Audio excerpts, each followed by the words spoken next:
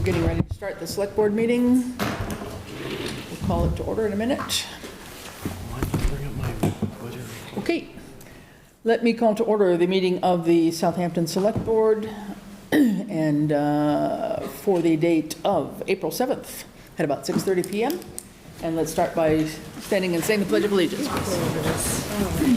Pledge allegiance to the flag Of the United States of America and to the republic for which it stands, one nation, under God, indivisible, with liberty and justice for all. Okay, Okay, so that stays up. So I change it.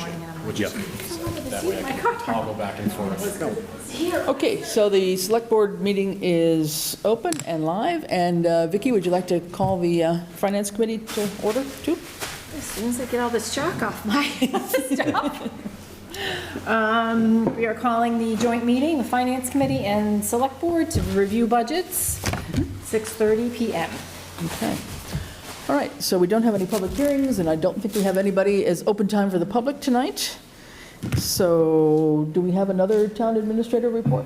We don't. Okay, so we will move ahead into the highway budget.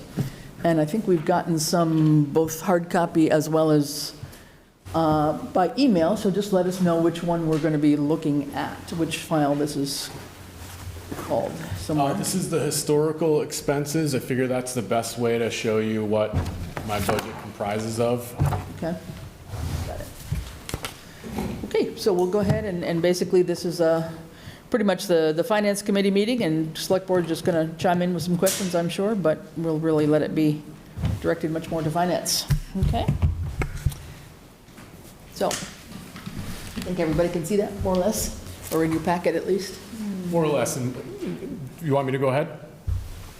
Go right ahead, Randy. All right, so basically, this is an exercise that I started when I took over in 2014. I worked with Vicki quite extensively. We put a lot of hours into trying to do zero-based budget, but utilizing actual expenditures from past years. So starting in FY11, I started gathering data and continue to do so. They're kind of broad categories in many cases. And over time, my budget has been split. I think I started with 5 budgets that's now been split into 6 different line items. And so when I build my budget, I use projections based on past expenditures to try to forecast what I'm going to spend in the future. So you can see what my building expenses have been and what I'm asking for. Next year, there isn't much of a change there. Do you want to ask any questions as you go along, or do you just want me to keep rolling? Just keep rolling. Okay. I guess if we have questions, we'll just. Sure. General highway. This one, I think you guys all got the budget narrative. And it's basically says a lot of the same stuff I said last year. It covers paving preservation, traffic controls, catch basin and culvert repair, replacement, guardrail repair, a vacuum truck subcontractor for cleaning out catch basins, gravel, stone, street sweeper, brooms, vehicle fuel, police detail, tree work, regional mower agreement, radio license, beaver control, cell phones, DOT compliance, like basically everything that isn't in either a winter budget or a wage budget or a building budget goes into general highway. We put a lot of things into this byline, but the biggest thing it needs to fund is infrastructure repair, like taking care of our roads. And I'm going to read this pretty much verbatim from my budget narrative because I think it's a really important thing for residents to understand. A newly reconstructed road immediately begins along a path of degradation, and it becomes increasingly more expensive to repair that road the longer you put off preventative maintenance fixes. East Street's a perfect example where that road needs a complete rebuild, which is going to be very expensive, as we've found out over the last couple weeks in meetings with DOT. The least expensive option is on a new road, you do things like, it's called a fog seal. You're basically painting over the surface of the road to cut down on the ultraviolet degradation of the asphalt. To crack seal, to try and keep water out from percolating under the road, and then frost heaving it, things like that. We had Pioneer Valley Planning Commission do a pavement management plan back in 2018. That pavement management plan suggested that we should be investing $500,000 to $550,000 a year into our roads in order to maintain a current OCI, and OCI is overall condition index. That basically took all of our roads in 2018 at where they were along that degradation curve, and said if we want to stay there, we need to be putting $500,000 to $550,000 a year back into the roads. We budget about $150,000 in our general highway expense line, and I already indicated that it pays for more than just pavement. And then we get about $315,000 in Chapter 90 funds, and that's what goes into the road. So if you do the math there, we're losing ground every year, not putting back into the roads. So we do the best with what we're allotted every year, but just to reiterate, every year we're losing ground.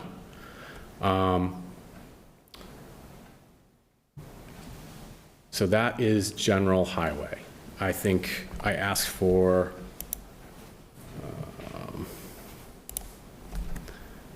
an additional general highway expenses.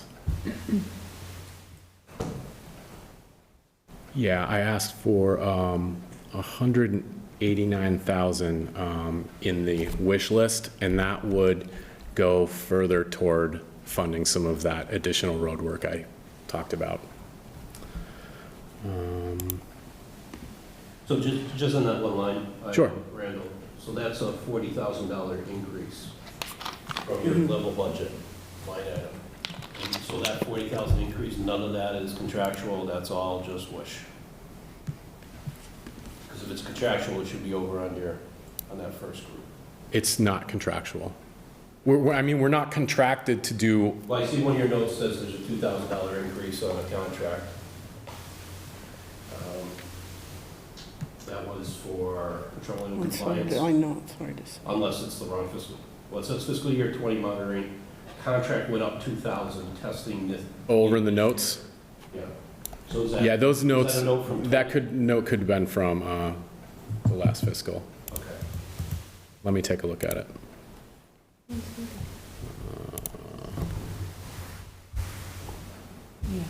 Highway. Yeah, because that's on this one. Yeah, it says FY20 monitoring went up 2K. So just so I'm following, to be clear, I've got the right one. So FY '22, your general highway is 179,475? No, I believe that was my request in FY. Yes, that was my FY22 request. That Okay. was not necessarily funded at that level. All right, and your FY '23, though, is 189, 125? No? 189 is the wish list. Wish list, That's the wish list. Yep, 179 is. but it's based on all of those costs. You can see where my breakdowns are. Well, Well, no. Yeah. Mine I see says that 23 here. request, so I see, I I must see be, 22 and 23. yeah, okay, maybe I'm in the wrong one. Go ahead. so what's in our packet? 2022, Yes. budget as approved at town meeting, that line item was 155,347. The level funded budget, which I would assume is that number again, actually goes down to 148,621. I had on the request for FY22 that I had 148, 621.85. And that could have been your request, but according to this, 155,347 was what was approved. When the budget passed the town meeting, that was the number. Okay, that's not what I had on the sheets that came out from That's not what came out on the sheet that I was provided from the budget sheet that I was supposed to submit back to you guys. It said 148, 621.85. Right. So on, the one that says request fiscal year '23 budget 1, right? So my understanding is those numbers should be the same numbers as what was approved in the 2022 budget, plus anything that is contractual. So if that's correct, I think we just need to clarify a mathematical error here, because Yeah. if your current year is 155 and you're level funded, you can't go back to 148. You're losing $7,000. Right, I'd have to check on the current budget to see if that's what I was given. My assumption was these were the numbers I was working with on the, from last year. Here's what you should have submitted to Mess. Bradley. Yeah, and see, it said 148 there, Yeah. and with 0 change, so that's my assumption of what I was given. I didn't change any of those numbers. Yeah, that Randall gave us, yeah. You have the live This is- workbook, Ed? No, 20. I do. What's the number in 2022? It says 148, 621.85 In 2022? in 2022. Now I'm just going to actually check that against that most recent expense report and see what that says. It says 155.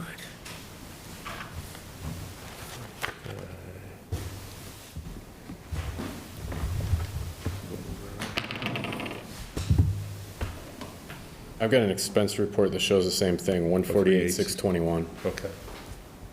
That would be what was approved for the fiscal year '22 budget then.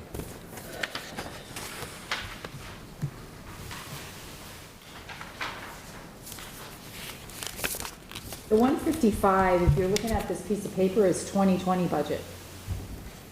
Doesn't have the other two columns on it. Mine says 22. That's the revenue piece. You have to look at the title of the history of usage. The top part is, it says 2022, that's for the revenues. Correct. And this doesn't make any sense. This makes no sense. Please continue. Okay. Okay, so we're down to general highway expenses. Machinery maintenance, you guys have all heard the woes of our equipment breakdowns. We've made pretty good progress at starting to replace equipment. I want to continue on that momentum because we have spent quite a bit of money in machinery maintenance.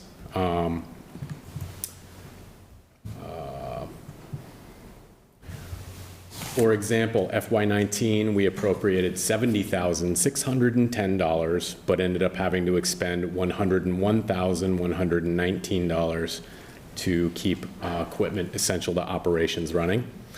FY20, we were appropriated the same exact amount, expended $87,610 on essential repairs.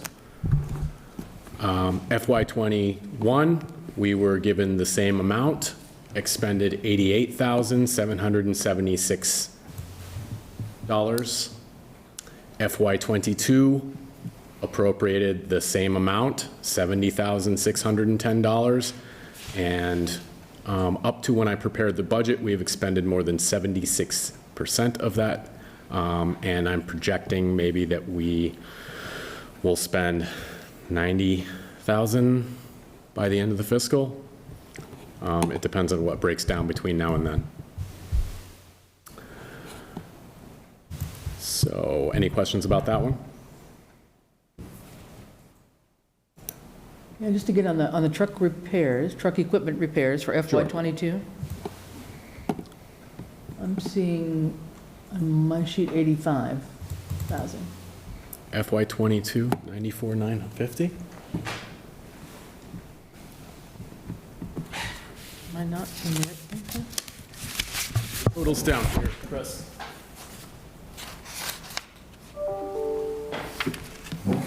For the total category. So it's- Yes, but that's all out of that machine maintenance expenses line. All of those vehicle inspections, welding, gas, parts, those all come out of the machinery maintenance.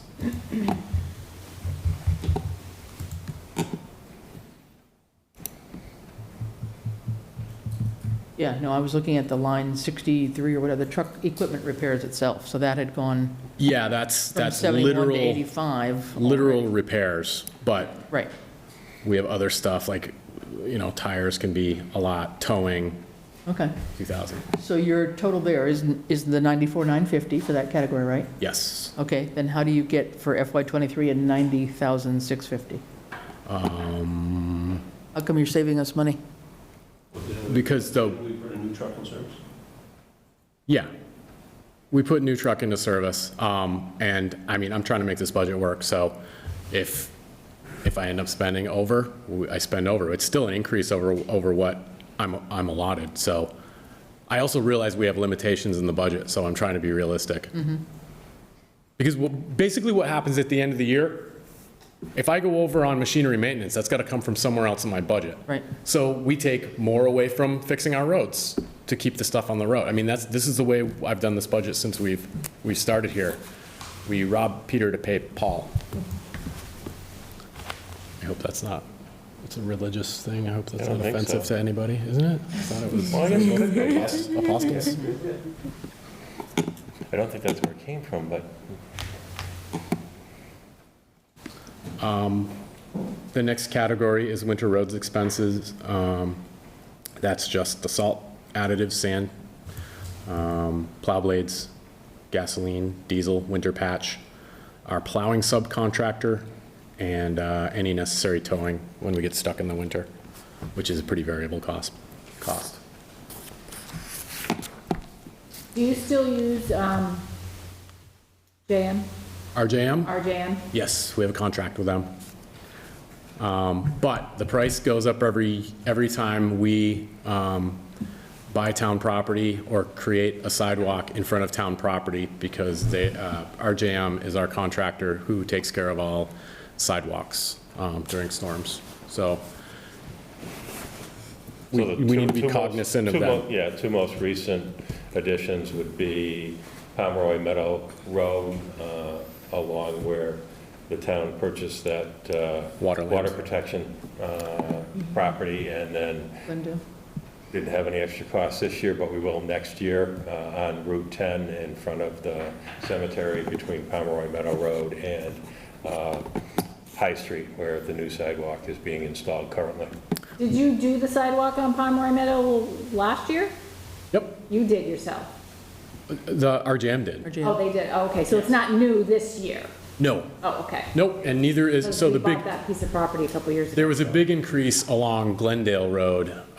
Yeah, Because the Water Department and Conservation Commission own pretty much from that first farmhouse there, yeah. almost all the Zipped way this farm all the way to, to the end.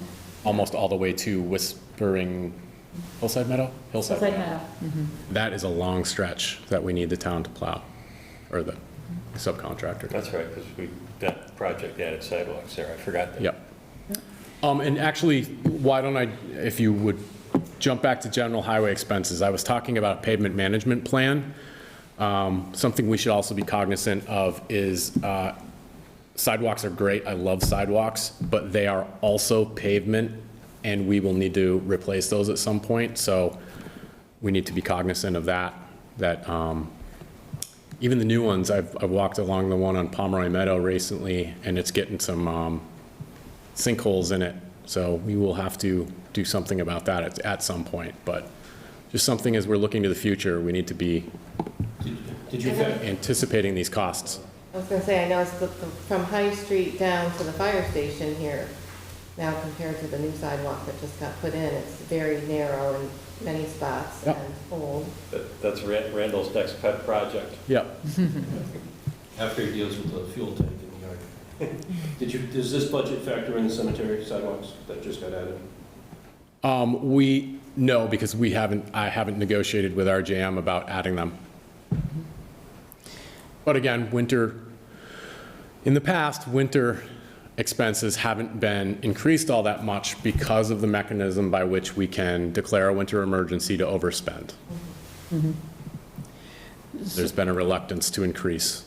So on that sidewalk expense, you had, for 21, it's 34,000, then it went down to 17,000 for 22, and then back up to 35 for 23? Highly dependent on number of storms. So that 17,000 was really just an anomaly? I mean, that's, Yep, we had a mild winter. okay. I mean, if you look back to FY16, it was only 6,000, 6,500. So Randy, your numbers up here in this spreadsheet are actual numbers? Actual spent. Except for your requested line, I get that. Yeah. Yes. FY22, I worked with Bradley. So I think everything's right. I know we had some turnover in the accounting office. So Bradley wasn't responsible for all of these numbers either. And then after that, the only other kind of expense is stormwater compliance. I am still waiting on a proposal for that, but I don't anticipate that the number will be much different from last year. I had a meeting on Tuesday with our consultant, and he's going to get me the numbers as quickly as possible.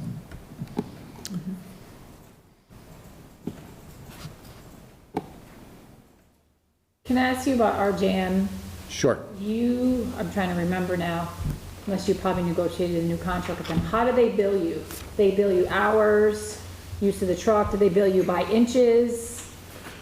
Do you remember how the contract is? I think it's by inch. There's two pieces to the contract. As far as like the plowing or the clearing, it is by the inch. And then separately from that is the materials when they Put down utilize ice melt on the walks. I just asked because that's how they bill us in Westfield, so. He used They're probably being consistent, so. He used Westfield as the basis for ours, and I was fine with that. Whatever was going to pass muster with my procurement piece. So on line 11 on that report that you have up there, if they're actual numbers, what's up with the copier rental in 21? Our contract is done. So, okay, so you had no expense, and you had no expense in 22? Nope. So there's $1,600 placeholder there? Don't forget, you've got the unpaid fiscal year bill on the article. For the The copier. copy machine, too, like, I think it's like $200 and some odd dollars. Yes, we had expense that didn't get paid in last fiscal. It's for drums for the copier. I think so, Yeah. yeah. They had not billed us until well into fiscal year '22 for that fiscal That was '21 expense. That was the only cost, though. So is your plan, is this part of a copier that's being negotiated, and you're assuming? 'Cause- John, the copier works, and I'm not calling them until it doesn't work. So do you need the full $1,600 in there? That's more than, We had talked about getting another copier, so it's Yeah. in there. Yeah, it just depends on so I when can make it, that yellow? it just depends on when it actually dies. The police chief and I, both the police departments and ours here in Town Hall are due for replacement. And actually, the two of us got together to do a procurement for those for fiscal year '23. Okay. And that's part of what we were talking about with the Cost Efficiencies Committee, too, is how can we combine some of these contracts so that we don't wait till there's an emergency and have to spend last-minute urgent funds when you might have regular maintenance done on some of these things. This was actually part of the last time we went out for copiers. I don't know if, did you get one at that point? You got yours after? I bought mine straight out. Okay, but I 'Cause it was believe cheaper than renting it police and at least a couple of town hall offices all got copiers. from CVS. CBS or CBS? CVS, and Yeah. the chief, when Mike was there, he got his copier from the same place I did as a rental, and the guy lives over on East Street, but they did CVS. You got one, the town hall got one, and somebody else got one. That's what I remember as That well. was when Heather was here, Yep, so that was a long time ago. And we're looking at the same company that you had gotten yours through. So it doesn't make sense to add in Randall's now because it's not totally dead yet? yeah, I mean, that's the way I feel about it, but, To add his in with the police and the town hall one that are being negotiated right now? Well, I was more thinking this is $1,600 that stay in the budget. But then that gets me to the next line item. And I know it's only $100, but you're spending 25 cents a year on your telephone? 47 cents the year before that? yep. We get like a 6 cents bill sometime, 6 cents. Sometimes it's negative. I'm not calling to ask him why it's so low. Well, I know, but, and you're not on the VoIP, right, at this point in time? No. He's not on that plan? No. And in the future, the thought is, once it's implemented here in Town Hall, that we would probably expand it to, like, the Highway Department and the water office. Transfer? No, because You need we have to internet? have the internet to do the Gotcha. VO, voice over Go IP. Need internet for that? What do you utilize the post office box for? My mail? Does every department, so the general mail doesn't come to your town hall and get sorted in the mailbox? We get a large volume of mail, and we actually split the cost with the water department.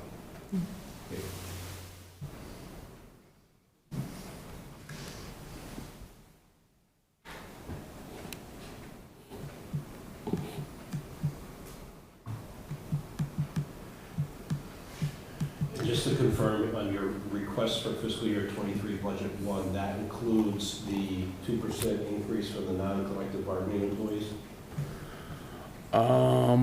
I, Looks, your line looks like it does, the other one is off, but I'm assuming it's because of that 5-hour error last year. could be, I don't, again, I think that did that come preloaded?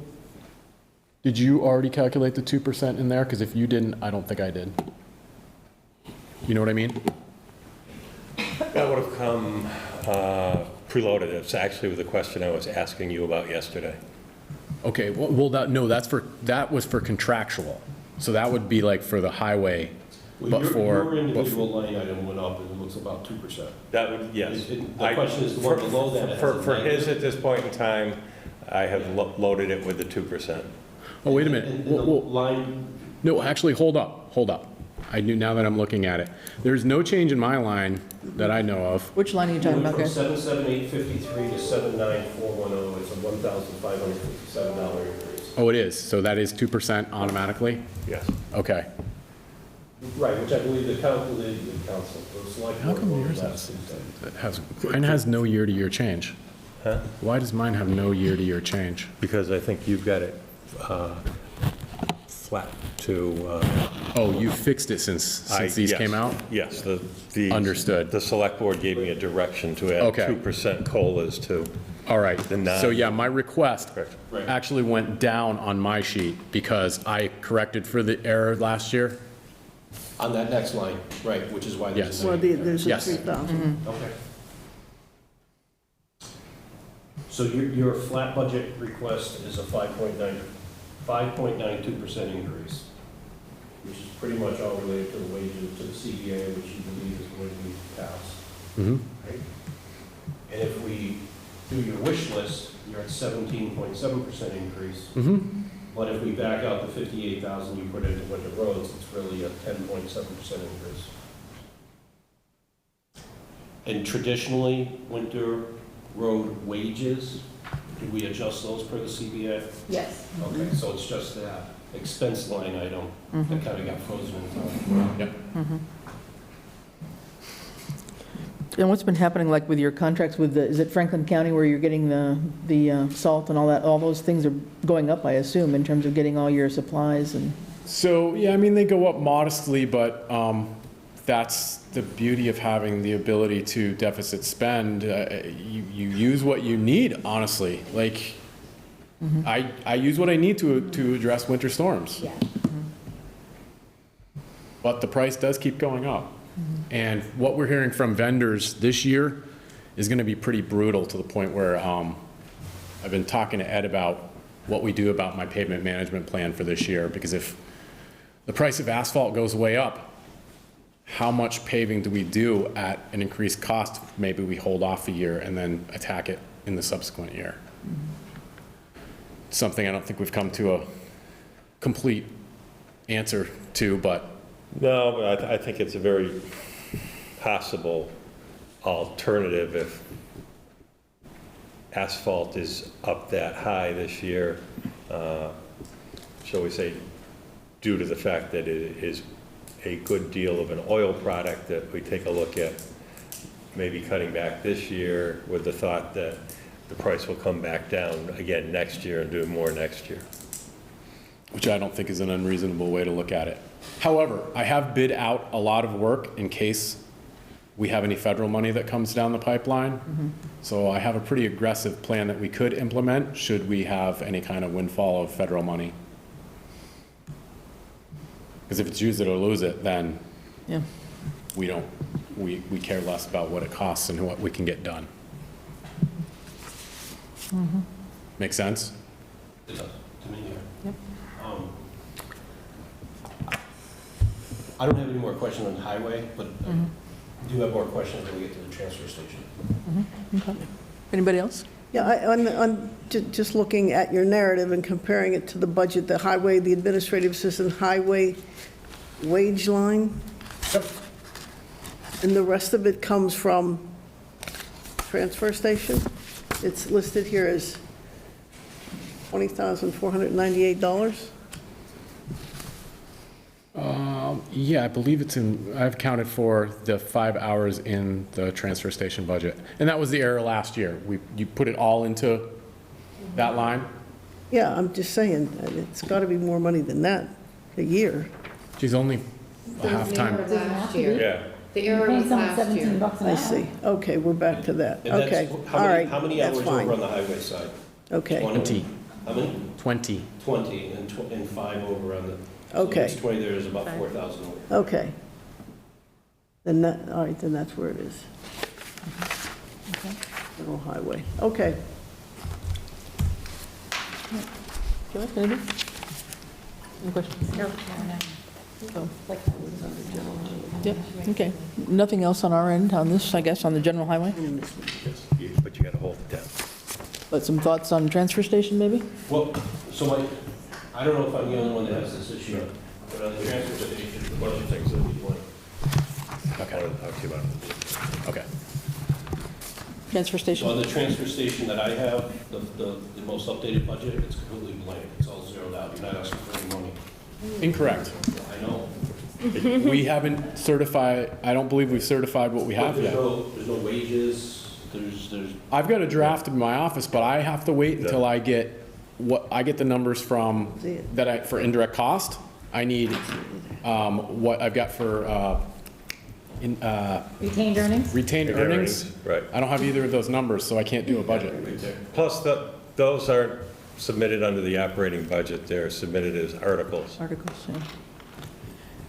So at the last town meeting, I think you had an article that you wanted, or we were going to do it, and then we passed over it, about replacing your two, Because we haven't Containers. certified yet, and to my knowledge, we still haven't. So Right. I But want those- that article on, yes. those are still going to be new purchases, is your hope on that? Yep. Well, this year, we'll just combine those two into your transfer station budget. I can do that? Yes. you Okay. did it, Well, it was approved. Yeah. Okay. Yeah. Last year, it came up after the enterprise Right, fund was right. approved, so. Yeah, I'm just hoping they continue to haul the ones without any bottoms. Yeah. It's up to my vendor. If he says no, we're Yeah, SOL. No. He usually would submit it separately, because you have to, with the enterprise funds, you have to actually do your, kind of like regular budget, you have to predict your revenues first, Right. and then do your expenses. You can't just say, oh, I want to spend $5 million, Right. and I'm going to have $5 million of revenues. It kind of doesn't work that way. And what happens is that Randall has been able to supplement the budget by using retained earnings, which is like the free cash from the transfer station, to balance the budget. And so that's why he's probably waiting for that to be able to do that. Same with the water department. They're able to use their retained earnings. Right. Water usually has What's gonna enough happen money. if those aren't certified prior to town meeting? They will be certified by town meeting, They They will? will leave in less than 3 weeks. yes. Do they already have the information? I would have to check with the vendor, she was just getting ready to submit it. So other than the containers I need to purchase, the numbers aren't going to be drastically different. Obviously, wages went up a little bit for any kind of highway coverage. I probably have to go back and recalculate now, Well- 2%. So But- you say that, but your wages actually went down. Well, unless that's the $5 issue. Yeah. All 3 employees over there are paid on the same line item, I'm Are not you looking sure. at the expense report? transfer station wages. On the If I budget. look at 2018, On the budget. 2020, 2021. Budget or? Budget.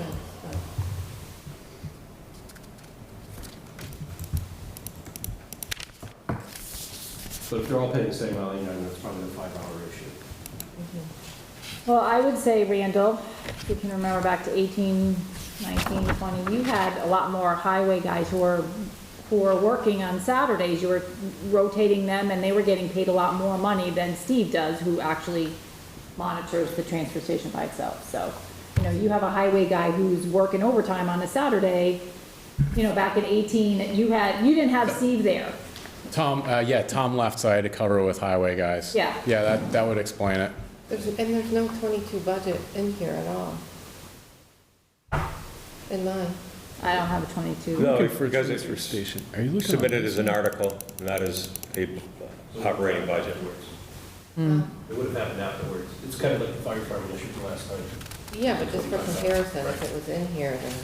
I mean, I assume all of you know this, but it doesn't, other than the indirect cost, it doesn't have Yeah. bearing on the general budget. Correct, but it still needs to come before finance and then to select board. I mean, it still has to follow the process of everybody else. Okay. But I guess I would say your expenses don't change all that drastically. Hopefully.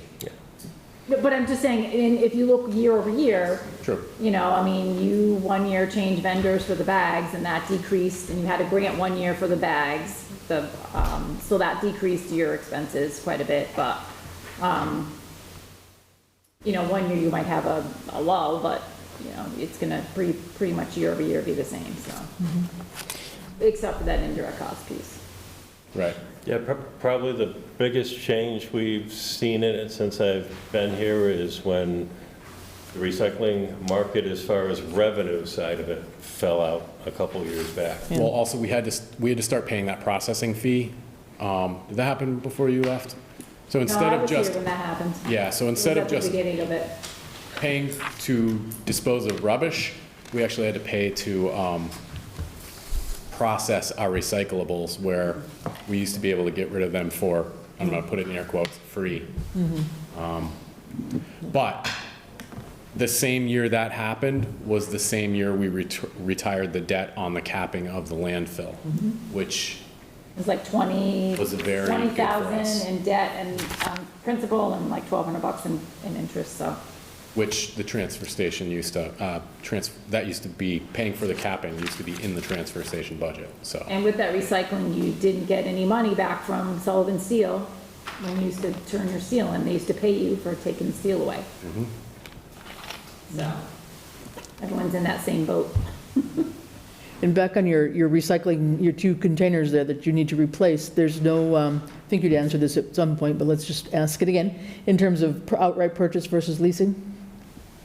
Those 2 containers that you need to I replace? haven't found anybody that will lease them to us. I asked our vendor who does trucking, and he's not interested. Has the price gone up since we took it? That's a to good town question. I meeting? want to make sure it's going on the warrant before I ask the guy that I've already asked for quotes twice. Yeah. whether he can get them to me for a third time. Because they're actually custom made, correct? They take a standard roll-off dumpster, but then, yeah, they have to fabricate the top. Anybody who's been to the transfer station, we're talking about those big containers that you dump your recyclables into with the doors. So basically, the bottom half is a standard roll-off container, and then they fabricate the top, which has the doors and the roof and everything. So they're not cheap. Let's just leave it at that. And steel hasn't gone down in the last year. Okay, all right. Anybody else have questions for Randall? No? No, I'm all set.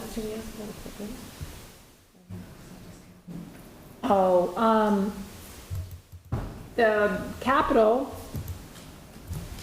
Oh, I did not bring my capital with the me. capital committee sent us a list of the items that you were looking at. And so, I mean, I know one of the pieces that were on there, I gotta find my list again, was the sweeper.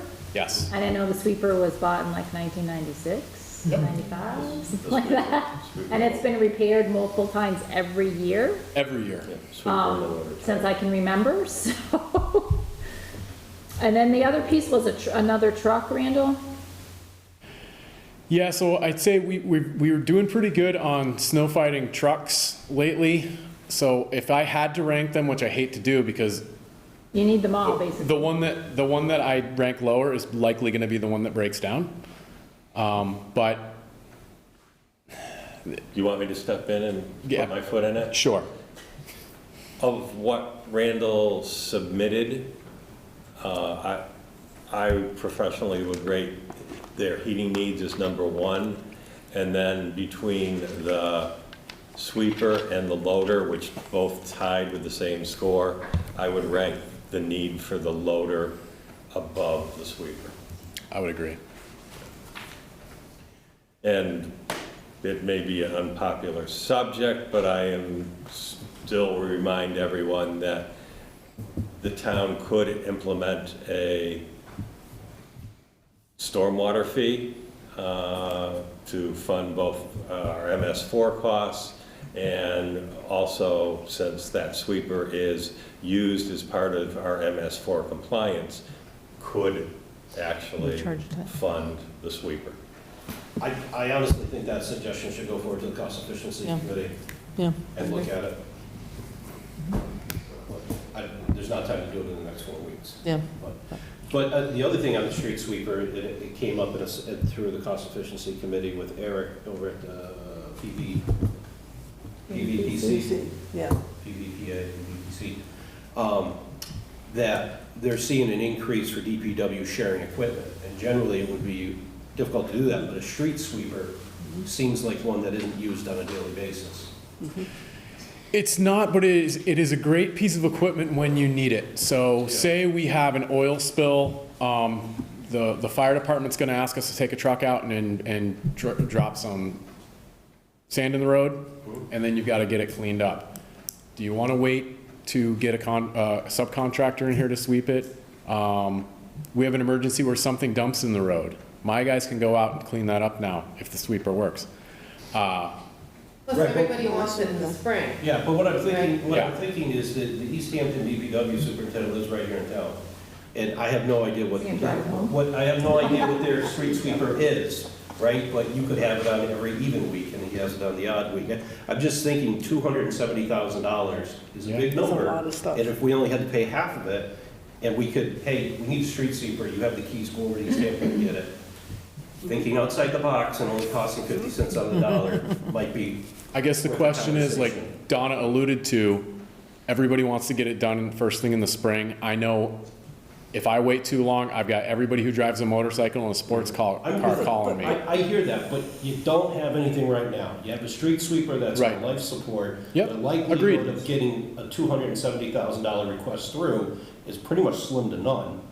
But if you can, it's just like with the public safety building, the council on aging, and whatever that third project is that I'm escaping you right now. is it's all about communicating to the public. We really need this. They understand that. We've got a way we can get it at 50 cents on the dollar.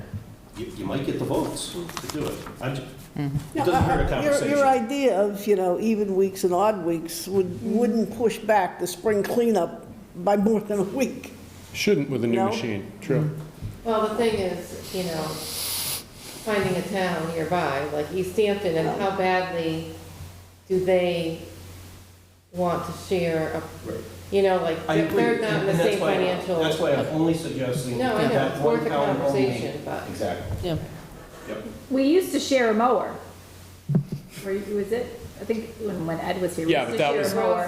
That was bought by Roadside mower. Eversource. Right. Yeah, Eversource funded that. We were in a group of 5 other towns, Yeah. Yeah. 4 well, other we did towns. share the piece of equipment, I guess. It wasn't that we bought it or Right. anything, but we did share it. Sure. But that's not as needed, I don't think. You're not gonna use it as frequently as you probably would use the sweeper. It's worth exploring. That's all I ask. I don't know if Easthampton's going to want to do it because I believe the quote I got was from Greg. Yeah, the one. They just bought one. We can help pay the debt. Yeah, exactly. Yeah, we could kind of like lease it from them or something, I mean, Yeah. And I believe the mayor's on vacation right now, so that makes him the acting mayor. He's the next succession line winner. Yeah, There you the go. chair of the city council president becomes Yeah. the acting. Okay, any further questions on highway? If not, we will say that we've asked the questions for this evening. We may come back around if there are anything else, but Any more? we know where to Let me find know. you. You do. All right, Thank you, Randall. thanks, Randall. Thanks, Randall, good job. All right, I gotta go back and plug this in so I can do work tomorrow. And I'll see you in the morning. Oh, you got that? So first thing in the morning, you know what I mean? Yeah, that's I'll fine. read the email when I get in the morning. Yeah, that's fine.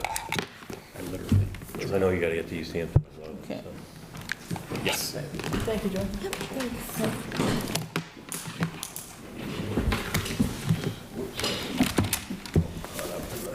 Okay. Joy's recusing herself for a conflict with the school department. Do I need to disconnect or will it? I guess it did it automatically. I think it did. Good night. Okay. I'd probably just for the record. Bye, John. Just for the record, if you want to. Yeah, I will, yeah, yeah, yeah. Okay, so we will start with the school department, and just to note that Select Board member Joy Piper has recused herself because she has a family member involved in the school. And as a potential conflict of interest, she's decided not to be part of this hearing. Yes, I see Randall's is still hooked up to it though. Because he never stopped. There it is. Yeah, far enough. Had to wait for him to leave the building.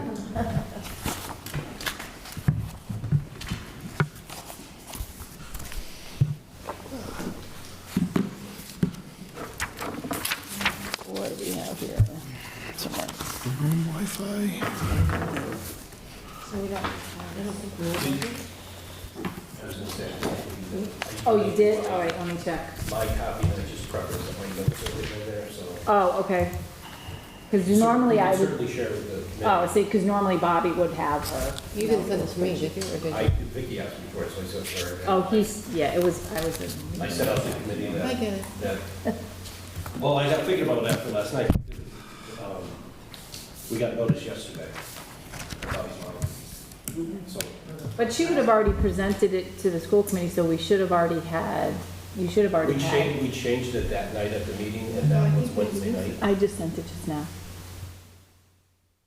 Okay. what he sent me.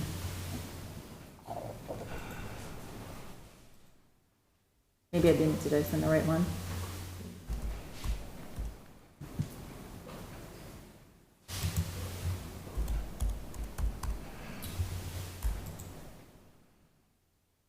You don't have it up on the screen there? Go through now? Oh. All right, so here we go. Give me a second.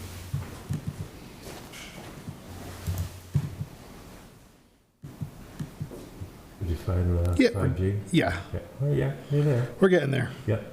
All right. Logging in. something doesn't work out, we'll find you a tech job. And we have this somewhere in our packages, then? We've got this too? No. We don't, okay.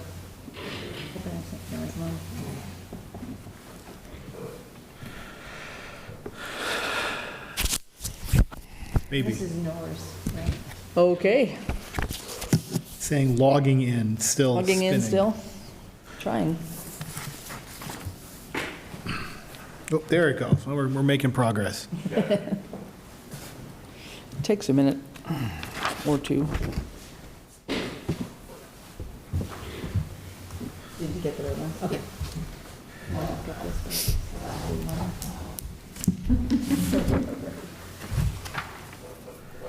And you are in,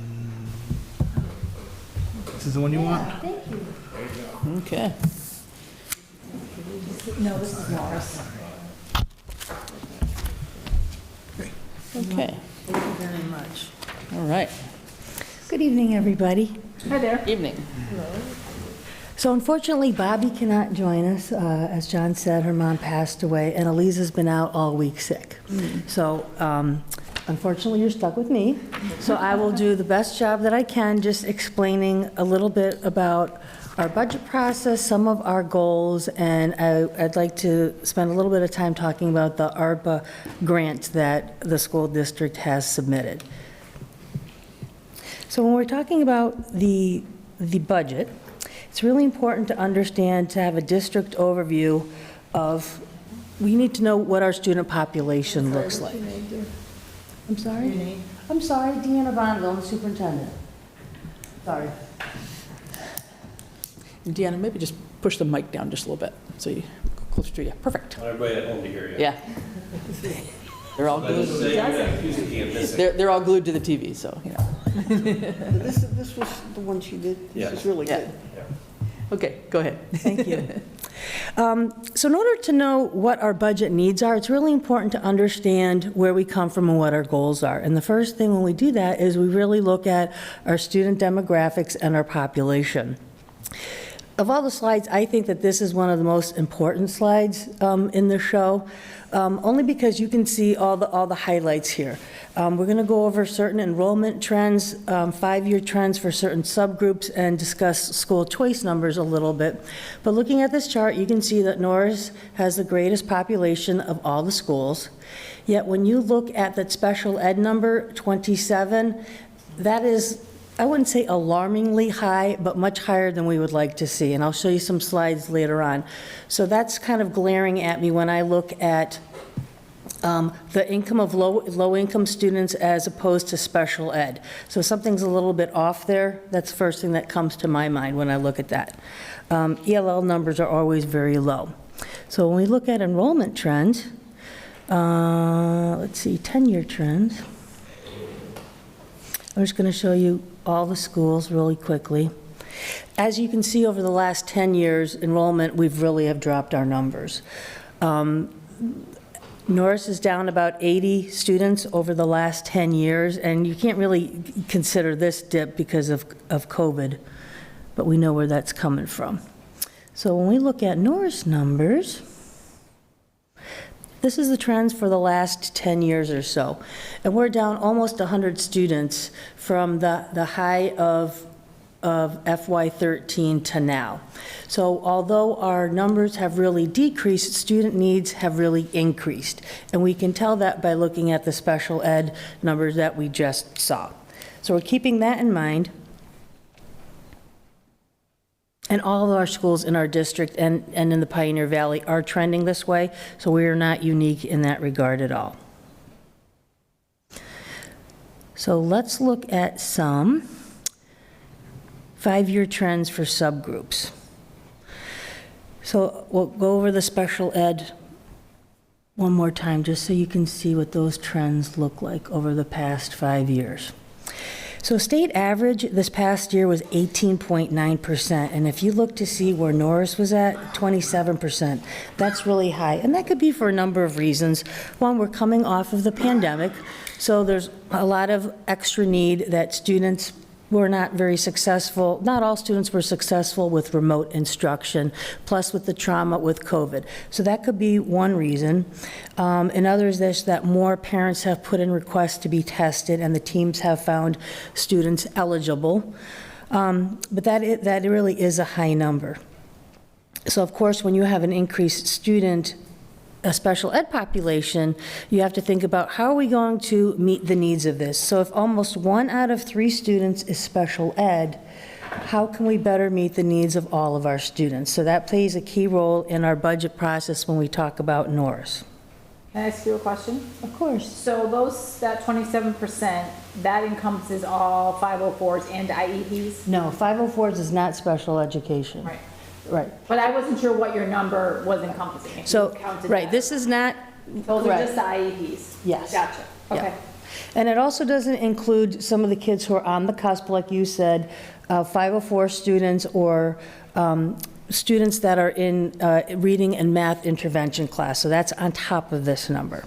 Does this include the out-of-district placements, special ed placements, or this is? No, this is just in simply Norris? at Norris. So the number could actually be much higher. Correct. Well, just on that point, if you're a Norris student and you're out, and you are placed out of district, does that happen for any other reason than being on an IEP? No. But how does this tie into a couple years ago where we increased things up at Norris, right, to put in special ed, was it language-based learning or Yes. something? Is that tied into that issue or not? Well, when we get a little further down the road, I will address that, but that is a good point, and that has been a kind of a lifesaver. So we can actually address that right now as far as special education goes. So we noticed a trend that we look at when we're looking at the percentage, we look to see what are the specific disabilities. And several years ago, there were several students that we were paying quite a bit of tuition to go to White Oak School for language-based disabilities. So that's over $50,000 per person, plus another $43,000 per person for transportation. So that is an awful lot of money. So we started a language-based program, I'm going to say 3 years ago. I think Nancy Parlaklash, I hope she sent it to you, a write-up of the numbers, and I can try to find it later on. John, if you want to look that up, that's really helpful. But since that time, that program came into effect at Norris, there have been no more additional students out of placement.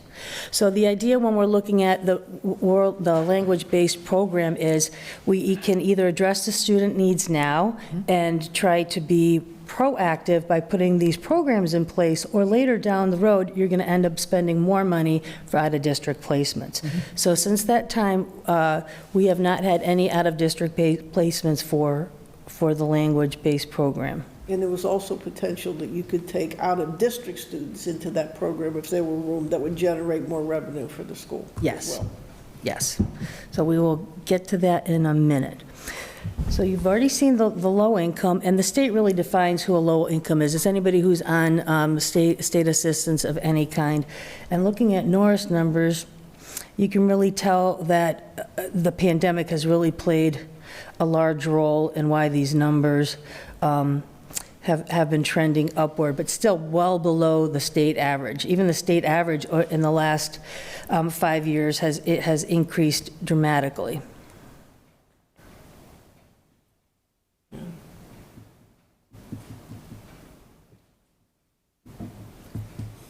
So EL is English language learners, and our numbers across all the schools is very low. And at Norris, as you can see, we're well below the state average of 11%. This year, we're at 1.9%. I think the other elementary schools are right around 0 or 0.8%, and I think the high school was the similar number as well. And here's kind of a chart if you just wanted to see ELL trends over the year, and this is Norris. It looks like a lot, but if you look over here, this is only the number two students.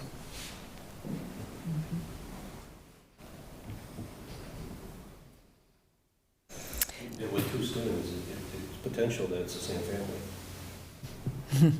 Yeah, it could be. Right? Good I mean, point. If you're only talking about 2 students. Very good point. Okay, so high needs, any person who falls into any of these categories, if you're low income, special ed, or English language learner, or any combination of thereof, you're considered a high needs student. And I'll just show you the big graph first of where all the students are. And clearly the highest need is at New Hingham. But you can see this orange line is this past year, so that's a huge increase. I mean, all the schools have seen an increase, but not to the degree that Norris has.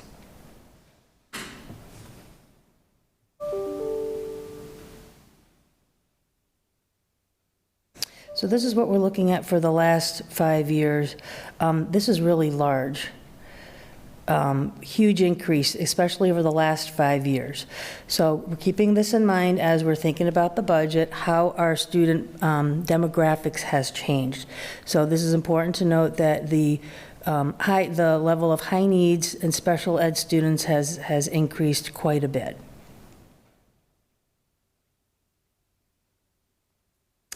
Okay, and when we're looking at school choice is a wonderful revenue source for schools.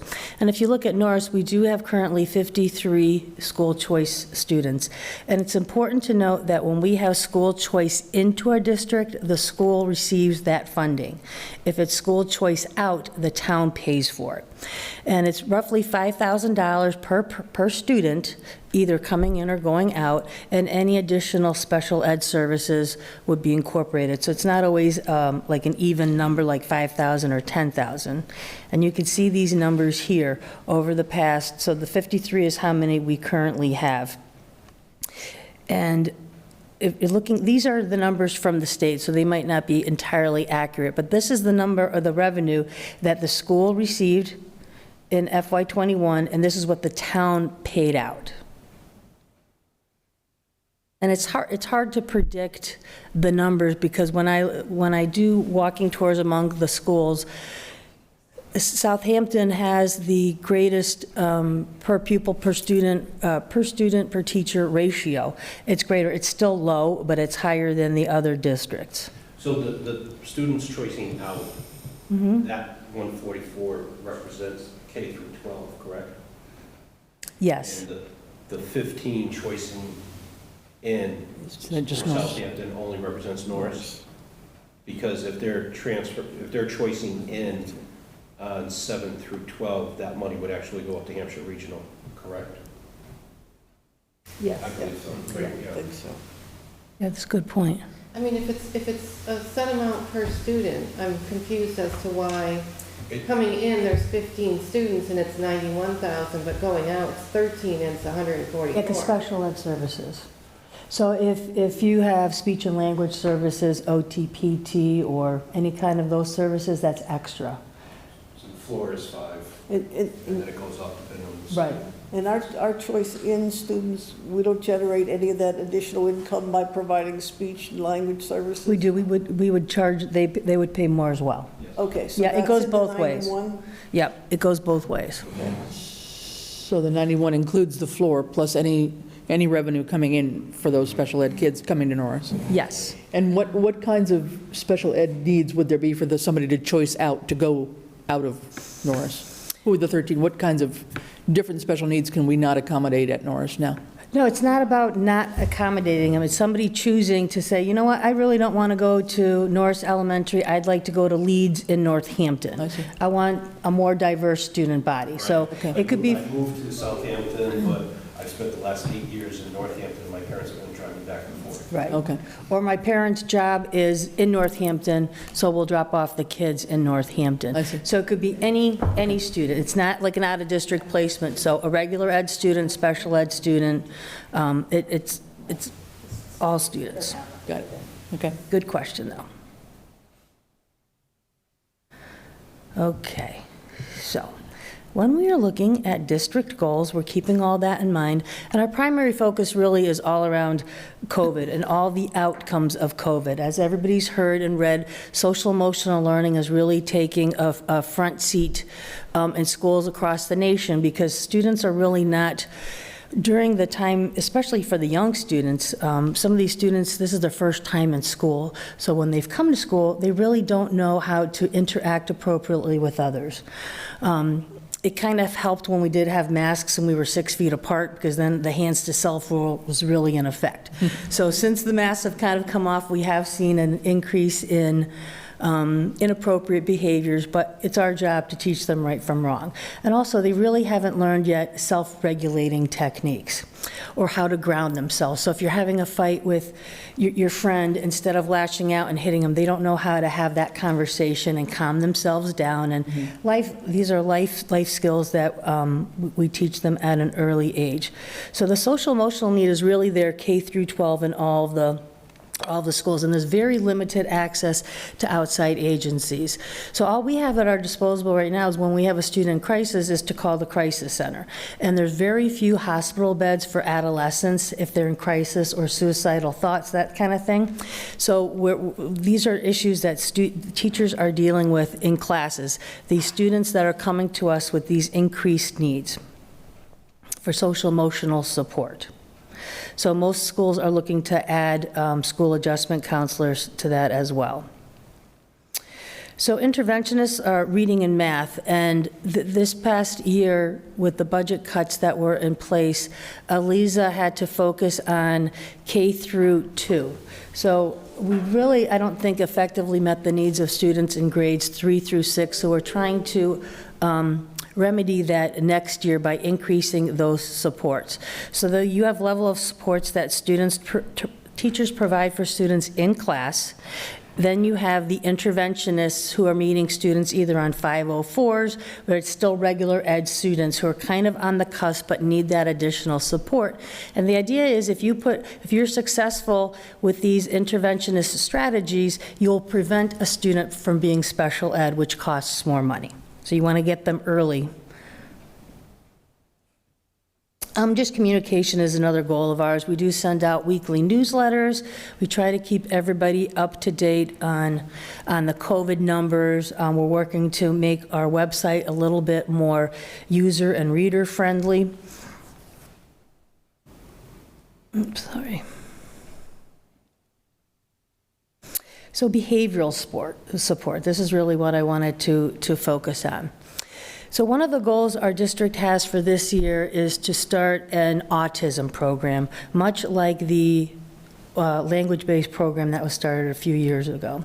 So Nancy Paraclash did a great job and has a committee at Norris, including administrators, there's a parent, and teachers, special ed teachers, SLPs, there's an OT, school psychologist on there, and we decided that the term neurodiverse really represented more of what the angle that we were taking. It was more inclusive and more encompassing. So it wasn't just necessarily autistic students.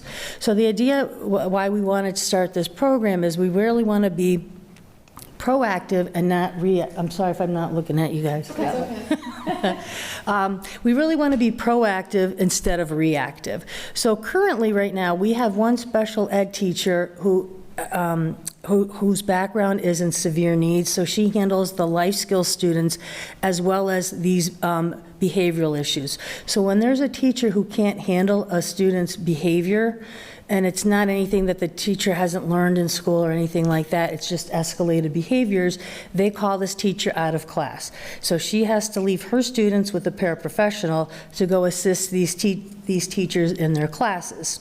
So while they're dealing with these escalated behaviors, which could be physical aggression towards other students, or yelling or screaming or ripping off things off of the wall, or even running outside, that's elopement when they're trying to kind of run away, we have to kind of stop the school. So there are many times where the teacher, the regular ed classroom teacher, will have to shut down the classroom, remove all of the students except the student that needs that additional support, and then Bree or a paraprofessional kind of come in and assist to de-escalate the student and get the class back on track. But it's very disruptive to the class, and it's alarming when you see a classmate, struggling like that, either yelling or hitting. It's a dangerous situation. So, and that's been happening more and more frequently. So the teacher that we have doing this, she does a phenomenal job, but she's literally running ragged from morning to night doing this. So it's really just putting out fires constantly. So in our budget, we had planned this neurodiverse program. And I sent 4 ARPA grants for your consideration, and one was for a special ed position. One was a BCBA, which is a board-certified behavioral analyst, and that's a very important position. So right now, we have somebody part-time who only comes in a couple days a week for a few hours from an outside agency. And in our budget, we have around $36,000. $30,000 is built into the budget, and another $6,000 is from grants to pay for this position. Now, this person is really helpful, but this person is primarily dealing with that student and that student's behavior. That person is not there to assist teachers in teaching them the strategies they need to be successful. They don't participate in the school culture or community. They don't attend faculty meetings for professional development. So it's an outside entity coming in here. So, and along with that too also is RBT. So RBT is a registered behavioral therapist. So our school systems pay, it's about $54 an hour when, if we train our paraprofessionals correctly and pay them a little bit more for them to take a 40-hour online course, to take a national test, and it just gives them more recognition. If we pay them a couple dollars more an hour, that's a tremendous amount of savings. So the grants that I put before you included a full-time BCBA. And keep in mind that Auntie Dunphy has a full-time BCBA, and they have 40 students. And there's a part-time one. We're trying to get a full-time one at the other schools as well, because it's just such a valuable resource for our teachers as well. So we're looking at asking for a special ed teacher, a full-time BCBA, a paraprofessional, an additional paraprofessional to what we already have, and then $22,000-ish in professional development. And what we'd like to do is offer teachers training, the day before school starts. We would have to pay them extra because unfortunately, the number of professional development days that they have is very limited already in school, and they're focusing their efforts on the open court program. But we would like to hire an outside consultant or even the BCBA to come in and do a 6-hour training for staff so they know how to handle these behaviors in class, so they feel more comfortable that they're not reaching out, and we can be proactive and get to a place where we need to be, where we're meeting all of our students' needs as well as our staff needs. And the training would also be open to all paraprofessionals to allow them that opportunity as well. So we can spend more time on learning and increasing student outcomes. So FastBridge is something that Eliza actually was the first in the district to start that. So that's an assessment system that students take online, and for every answer they get correct, the next question's a little bit harder. For every one they get wrong, it gets a little easier, and it gives teachers instant assessment data, which is really critical. And of course, during all this with the pandemic, that training was a little bit interrupted, but I think Norris is at a good position for that. We are trying to align our pre-K through 12 curriculum. I did call the state to find out where we stood with this. Kate Mesmer did submit a grant for about $200,000 to align our curriculum across all of the schools. And in doing so, we would not only provide professional development for teachers on the various math curricula, but we would also have instructional coaches that would come in and they would observe you teach and then provide you with feedback, which is very, very valuable. And to be more inquiry-based, which is that's difficult, and it's really focusing on students' analytical thinking skills. Now, if we don't get this grant, because it was a competitive grant, we're still going to implement this, but on a much smaller scale. How we're going to do that, I'm not sure yet. I'm keeping my fingers crossed and being irritating and calling the state often to see if we qualify for that. And the strategic plan just means that this school year, I'm writing a entry report, a findings report, just on things that I've seen, heard, and read about, and looking at data. And some of the things that were noticeable to me right away is that we don't have a district mission statement. We've kind of borrowed the high schools.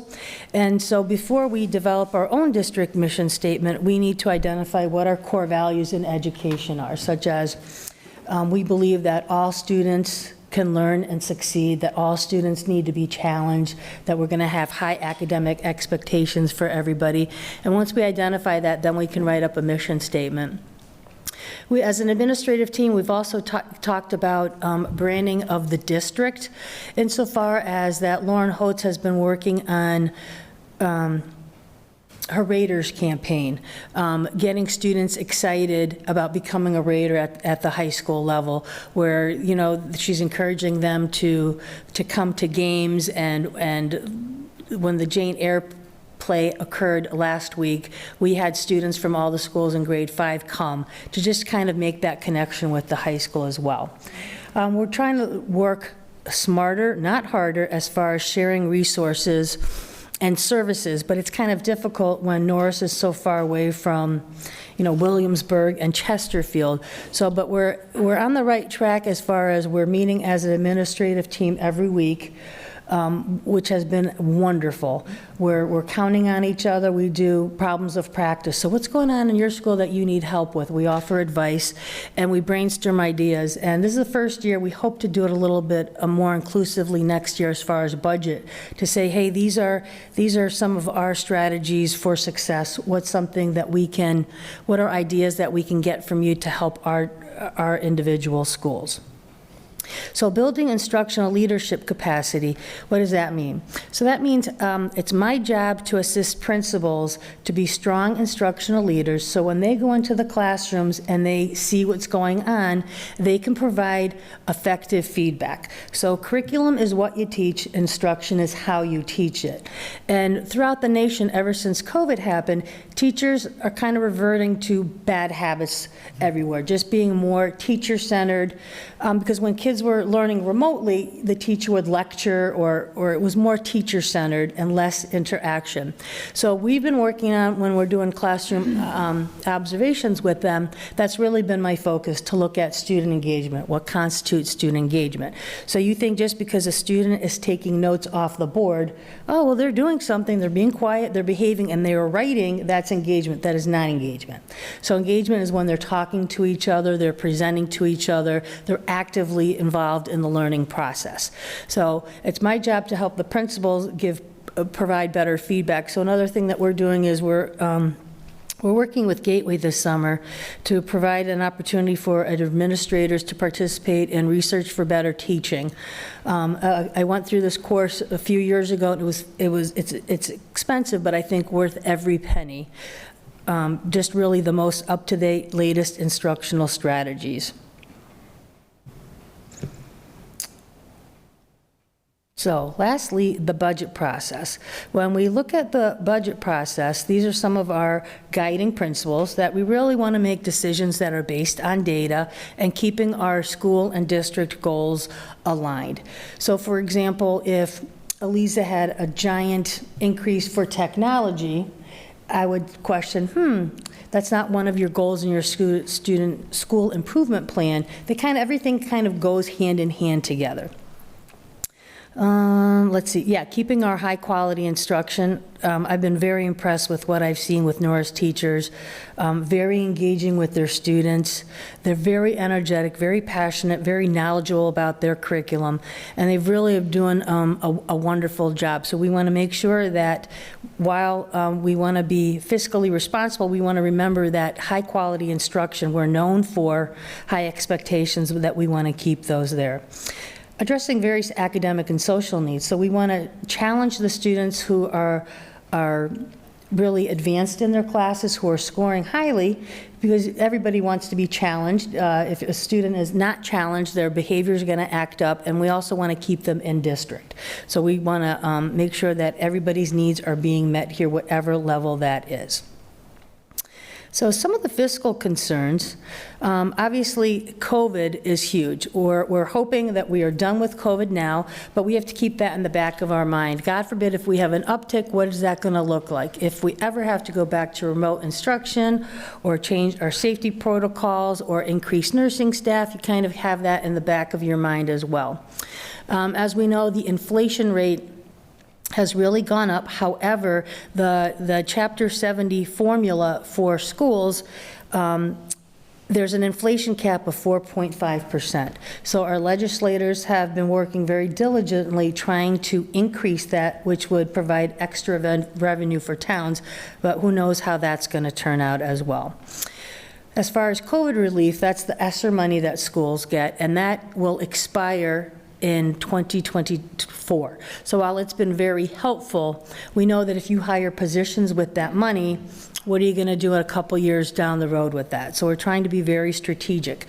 And also, if you use ESSER money to hire a teacher, you have to pay, you have to include an extra 9% for teachers' retirement benefits. You don't have to do that for paraprofessionals, but those are things that you keep in mind, so you try to be strategic the way you spend that funding. SOA, Student Opportunity Act, rural school aid. I've been going to quite a few meetings, especially in the fall, pertaining to this. And I think this was the first year that Southampton received that. And we're trying to work with legislators to have a rural incentive. So right now, if you're in an urban school, you get like an urban stipend. And we believe that rural schools should get the same as well, because they don't think about the vast distance that transportation costs are ridiculously high, especially with the regional high school. So those are things that we are keeping in mind. This continued local funding for programming kind of is in the same realm as that language-based program that we discussed, where we understand that our asks are a lot. I think in the ARPA funding, it came out to be roughly a little bit under $250,000 for 2 years. However, if we put that investment in now, we're hoping that not only will we prevent students from being placed out of district later, but that perhaps once we are established in a few years, we can have students from other districts, even internally, like in Hampshire Regional School District, or local towns like Easthampton, for 45-day placements. So what does that mean? So when a student's behavior or student's needs are not being met here, they have to be a special ed student, but then we look for a placement for them, an appropriate out-of-district placement. But while that is happening, there are many times that the student has to be placed immediately somewhere, that they can't stay in their regular school setting. And when we did this at a different local elementary school, I think a 45-day placement was over $50,000. So that could be a potential huge revenue source to have kids short-term, a lot of money, a lot of bang for the buck.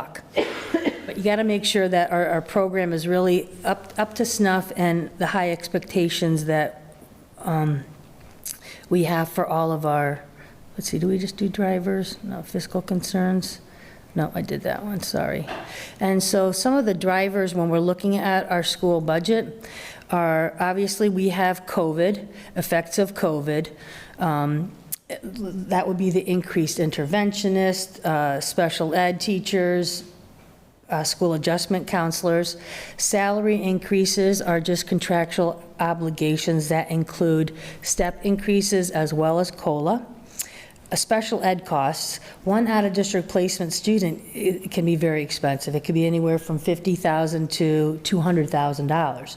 And you also have to plan for, if a student comes in when they move into town, their original town covers the costs for a year, but that gives you time to prepare and plan, oh my gosh, how am I going to come up with this amount of money? But it also goes both ways. So if we have a student that is out of district and moves out of our town, we're liable for an additional year as well. And the last one is really increased transportation costs. So You guys awake yet? I'm really sorry. Lost our visual here, I don't know why. Oh, Well, that was really the last- I think you're on the last bullet. yeah, right? I was at the last slide, last bullet, so that could have been better timing. So last one was transportation costs. We are up for bid again. Bobby did put out a bid looking for a 3-year contract. And currently, while we had planned, usually she plans 3% increases every year just for, cost of living and gas. She had planned for 5% for this next budget season. And when she received the bid, it was one bid, and it was a 20% increase. So clearly, we're not gonna do that. And I think they need us as much as we need them. So as a school committee, we'll have 2 options, that we can ask Bobby to go back and try to negotiate a better deal, which I think they're very open to that. Or if you say, no, sorry, we're done, we're gonna put the bid out again, then what happens if you don't get anything? Then we're all carpooling kids in the morning, apparently. So you have to kind of handle that. And that's okay, because that Yeah. was the last slide. Okay. Thank you very much. Yeah, what happened to it? Yes, yes. One of the other documents that was shared with the, are all you guys on FICON? FINCO email address? Yes. Okay. All right. So that was shared on that was the language-based program that was alluded to earlier, and that going back to 17, 18, and I also sent this to the select board. But this is from Nancy, the Director of Special Education, putting it together, that 17, for school year ending 18 and 19, we had 2 students on the program. It was costing us $93,000 and $94,000 per year for the program. In school year ending 2020, the Norris added an additional classroom teacher, and we had 3 students then go out at $145,000 for placement and $48,000 for transportation. That's when 2021, with the help of the select board, the $49,000 was a one-time purchase for the program or the curriculum for the base program. And that has since driven down to where, for that reason, no one's leaving the district. And it has an annual savings now of $197,000 that we don't have to spend on out-of-district placement. And if you think about when they get to, so that's Norris, when they get to 7th grade, right, they go up to Hampshire Regional, so it comes out of Norris's budget altogether. But that 197 up at Regional still translates into 108,000 within our regional budget that we have to pick up. And we've eliminated all that. So the thought that what was pitched into the budget, what was pitched to the school committee was that if we are successful in getting one-time money from ARPA to replicate this again on the neurodiversity, which in my notes has the overall budget for Norris at $5.3 million, which is a 10.5% increase. And just noting that that's from 4.8 last year, which was a 0.9% increase. So what the school committee did is said, that's the budget that we want to do, but we want to reestablish the librarian's position, but we don't just, it was past practice to budget new positions or positions because of retirement at a step 5, middle of the range. So we said, no, put them the base, put them at the entry level. So that reduced that $5.3 million by $24,000. Because it was a librarian and it was a .6 librarian and a special ed teacher. A new position, which was up in the details, but you get to 24,000. We still have $163,000 left of ESSER money. So we had to use ESSER money this year when we were the recipients of the 0.94% increase in order to keep the school going. So we used ESSER money. That 163, our original plan is to divide that by 2 and use a portion of it for each next 2 years. But understanding that we need to get this going and we really don't have a choice, we're committing, the school committee voted to commit 100% of that money to this year's budget. So that's a one-time revenue source of $163,000. And if we're successful in pleading our case with the Board of Selectmen and getting the $145,000 in ARPA funds to fund the neurology, Now, you'll note that the 145 we're asking for is less money than what the superintendent says it's going to cost. It's because if we can do that, then we'll automatically have a $33,000 savings, because we're currently contracting for 2 specialists to come into the school 1 day a week at $150 an hour. Yeah, we put aside 30,000, so it's a lot. Yeah. And they're 2 separate people. Every school year they change because they're an outside provider, and there's a lot of inconsistency, and they're providing this BCBA stuff.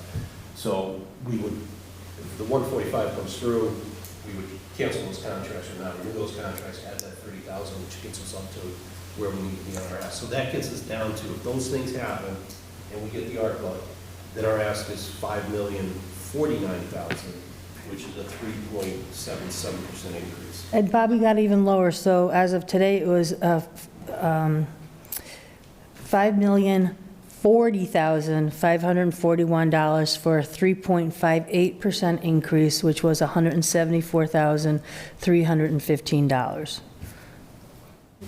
What is our ARPA, what's Southampton's balance look like right now? Like, what do we have in ARPA funds? Well, we were awarded 1.8 and probably have 2-year program. over 2 years, but we've probably only Probably got about half. committed.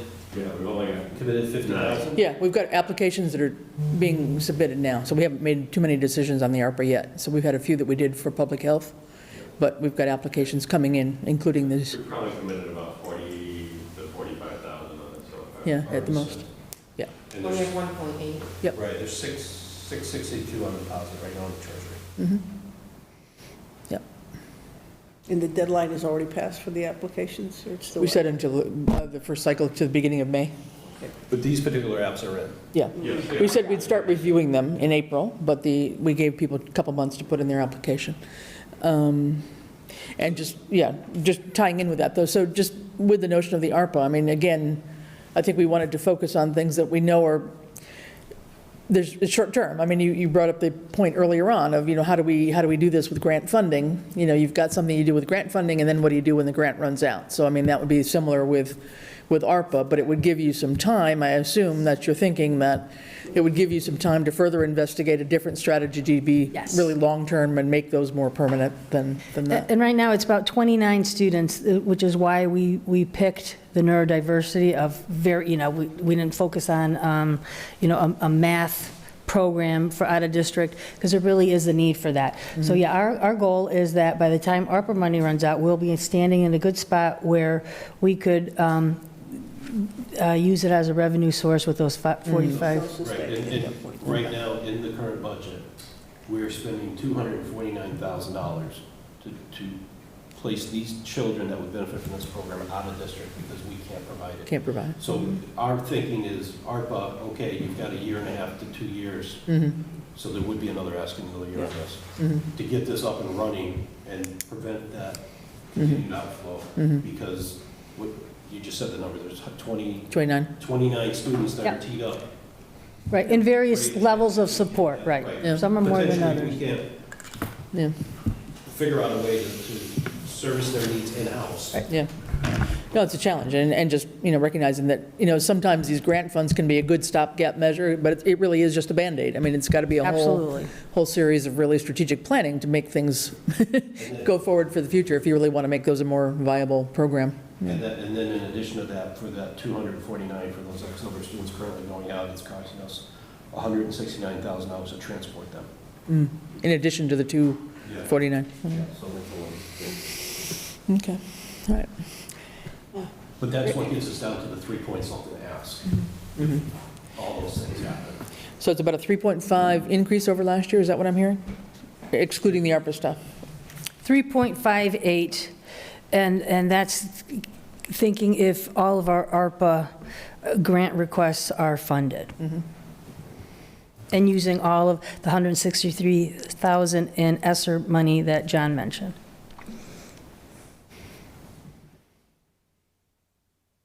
Okay. And the overall student district, the overall staffing impact, that's, current year, we're 76.35 FTEs. This would bring us to 77.15 FTEs. And have you increased, I know we had the the cut with the school nurses last year, but those have been back increased to full-time, right? With the ARPA money that had already been awarded, right? For this current fiscal year? Yes, for this year, but that is also an ask, so we've considered them 1.0, each one of them for next year instead of 0.9, as was this year, right? And that's also reinstating the special educational team leader and the psychologist to a full-time position. And as far as the library goes, point 2 is already given to one teacher who's, I think, doing some of the tech work. So that's an additional 0.8 for the library. And that's built into the budget, or that's the ARPA? No, that's built in. Built in. That's in these numbers, yeah. The ARPA money Make is us strictly whole. bring on those 2 new people to the Gotcha. neurodiversity Right. program. Okay. Got it. And what about music and art? I know the music teacher left, and We hired a new. you hired a new music teacher, and then the art teacher left. Ms. I know we're Curcio? still doing our hired work. yeah. Oh, okay, all right, gotcha. Because I know I know Mrs. Murray left, so they all left, all the special teachers left, so wasn't sure how that, my kids are at Hampshire now, so I wasn't sure how that, what ended up happening in terms of, replacing those particular I people. know as far as like music goes, she retired and then we had this issue and she came back for a period of time to help. But then Elisa was able to identify somebody Oh, good. and bring in a permanent music teacher. Okay. I think the real sticking point is the library. Having the point 2 is really to cover the contractual breaks. And then there's just no use of it going on right now, which is. Is there any way to share a librarian with the town library? Somehow? So we talked about that at the committee level when we asked the question, so nothing is impossible, but the criteria would be, is that, do they meet the minimum qualifications of a teacher? Because you're also providing educational guidance and Okay. direction within the library. But And what we learned at the we meeting, they know didn't have to be enough. certified school librarian. Correct, Is that right? they don't need the school librarian Right. license. Right, that, you need that for the high school level. Right, but not for the elementary. And in theory, you could, bachelor's step 1 is what we were thinking about. Because for a high school librarian, you have to have a master's. That's the only position in the school where when you're hired, you must have a master's, interestingly enough. But those skills are really important. So it's not just about, checking out books, but it's about learning those research skills, which are really necessary. It'd be worth a discussion, I would think, with the library, just to Yeah, find out. We just didn't know enough Yeah. about their background. Yeah, just to find out. Because not only with their permanent staff, but they have various substitutes that they use too, and some of those might be former teachers, I'm not sure, but they may have some of the skills that you need, I don't know, if they have all the qualifications required, but worth at least a discussion with Barbara and her Probably not staff. a shared person. it was. Yeah. Absolutely. At least to have it open for a few hours a week, I mean, if nothing else, so, okay. Hard to imagine a school without a library functioning. So, Discussion right. also.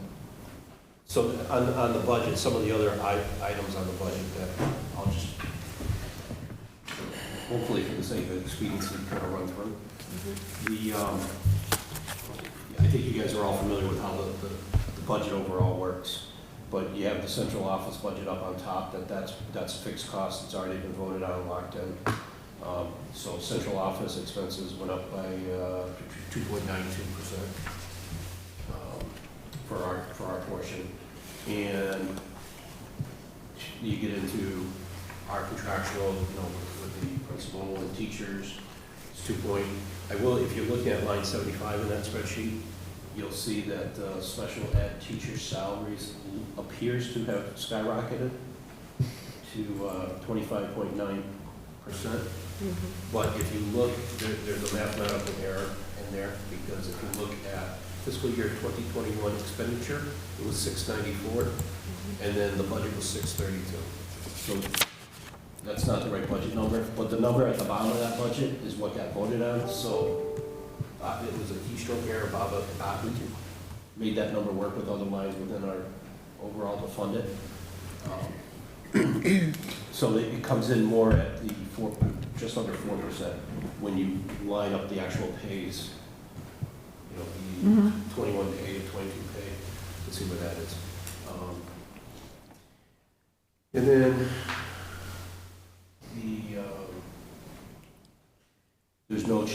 and FTE counts for our regular teachers or special aides, special education aides. You can see the librarian there from a 0.2 to a 1, so that's a 0.8 increase. And then the preliminary number, that 75 is a step 5, so it got, that salary got adjusted back. 48 represents, I think, a $67,000 starting salary, but it's 0.8 of that salary. Contractual services, that negative 30,000, that's what we're talking about, canceling those contracts if we're able to make this other program work. So that savings is already in there.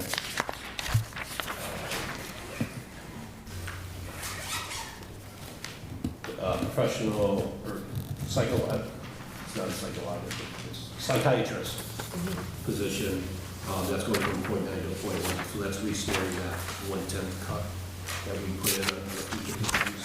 You see, we did on the high time of nurses, they went down to 0.9s, so here we're bringing them back up. And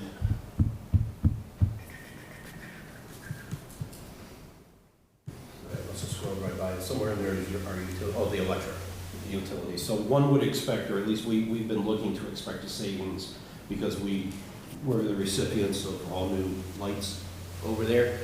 The lights were installed in the next week. The HVAC system went 24/7 and has been running for 2 years at 24/7 to maintain positive airflow and 17 air exchanges per minute per classroom. So we haven't seen any savings on that. We're hoping to address in our next meeting with all the parties that we can start easing back and shutting down that system as we open up windows. So we think there's going to be some savings there coming in. Because originally, I think we were supposed to see a $30,000 savings there with all the lights being changed. And that came from Green Communities, all the lights? Correct. Okay. Yep. It just hasn't come to fruition yet. And then on cell 220, I have that highlighted green only because it's not correct.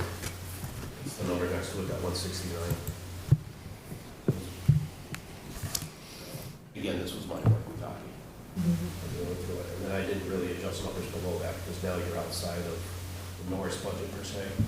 You're following under town vocational and transportation there.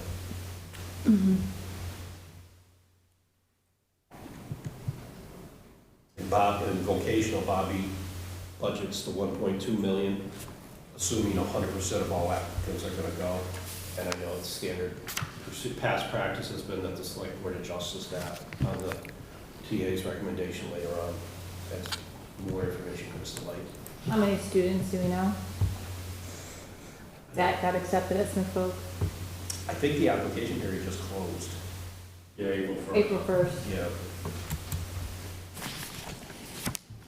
And we reviewed these when we met on March 30th.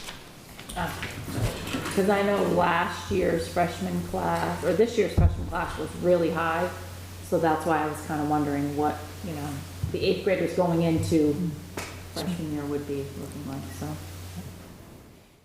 And that's a trend too regionally, that every year those numbers go up. Yeah, my daughter's a freshman and half of her 8th grade class went to Smith Vocational, so. Because I wasn't thinking that would be going, but they did. Which is good for them. Okay, good. Any questions from anybody? I think you guys have got the big picture anyway. Yes, and the high school budget is lower. It's, what is it? It's only like a 1 point, not even, I think it's under 1.7 as total. They Right. found, So it's, There's not a district there was placement. another that came back in, there's another Yep. one that was gonna go up that wasn't, and the principal was that they did a great job of really reducing her asks to Yep. what she really needed. So we're right around 5%. so if we add them all together, what do we come out, the average between the two? But it just over, Market. just around 2.5, just over Okay. 2.5, just right around 5% total. Okay. 5 total? Okay.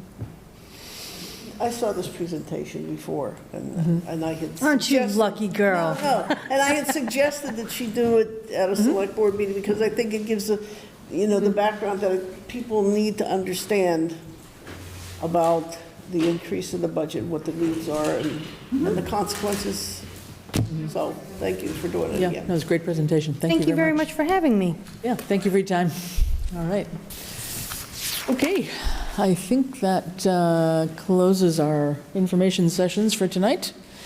And we have our scheduled Select Board meeting on the 12th. Yes.